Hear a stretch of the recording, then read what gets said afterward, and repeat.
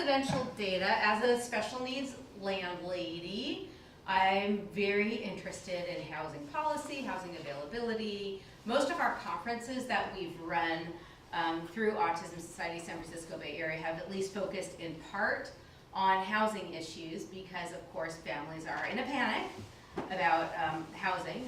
There's not a lot out there to choose from.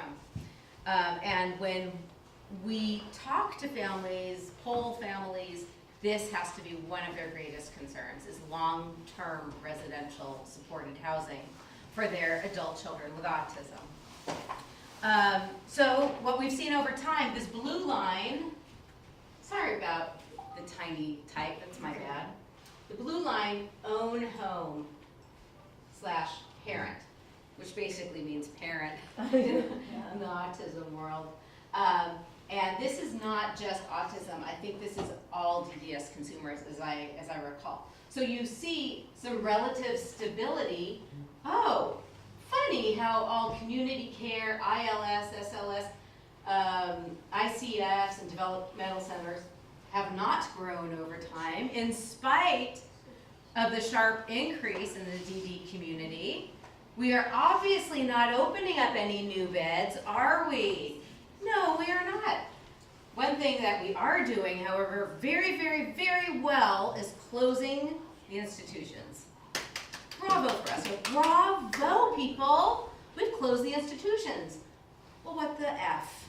What the F? We have not increased the alternatives. All right? But what we have done is we've made sure that people stay home with their aging mothers. We're very good at that. All right, another stab at the data, very similar. You can see over time, over the past 10 years, the green here means parent or guardian home. We had less than half in parent or guardian home. This is just autism, this one. This isn't all DDs. And now, it's like 75%, or 69%, I guess, living in the parent or guardian home. I wonder if that does translate to other disability groups too, because my sense is probably there still are a lot of people at home with their families waiting on time. I think it's very similar. I could talk about residential questions, forever, but bottom line is we are not anywhere close to figuring out what to do with that population as the parents fail.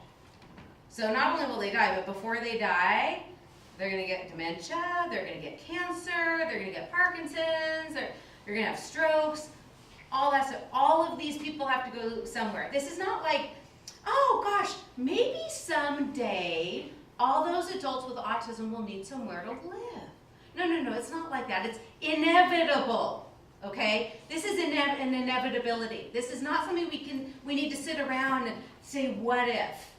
What we are not doing at all is coming up with a plan for what to do. Not at all. We are a big ostrich head in sand society right now. All right, why do we have our heads in the sand? Because of the cost of services. All right? I don't have to tell you this, but this is the overall DDS, POS. It's, I think, closer to $6 billion now total, kind of a combination of state and federal, mostly Medicaid funds, right? I mean, you guys know this better than I do. So yes, we are pouring more money into the DD. This is one thing I think you hear legislators say, but we've been increasing the budget for DD. We've been increasing your budget. Why are you guys complaining? Well, did you look at the population? And the population that's coming up is a lot more complex than it used to be. So we aren't crazy people, right? And then you have the cost of living on top of that. So actually, this has not really increased that much if you look at the actual I won't go into it, but the actual values. So back to autism. Autism is, again, the orange line. We're always on top. Autism's always on top. Compared to the other forms of DD, right? Again, intellectual disability, CP, epilepsy, fifth category. Autism is significantly more expensive to serve, right? Now this is just DDS expenditures. So here you see about $60,000 per capita per year. I'm trying to remember if that was just adults or if that was the entire population.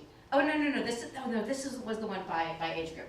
So you can see DDS spends almost nothing, right, on the little ones, especially now that insurance is paying for behavioral services, right? Well, then the kids are in school. Happy day, DDS is only paying for camp and respite, right? And then some other things along the way, occasionally. But then they age out of school, and the S hits the fan, and DDS has to pay for, the day services, transportation, sometimes some supported housing. Well, why is autism so much more expensive than all these other categories? Let's just play. Anybody want to raise their hand and take some guesses? Staffing ratios needed. Staffing ratios needed. Anything else? You're thinking staffing ratios. Staffing ratio. Yeah.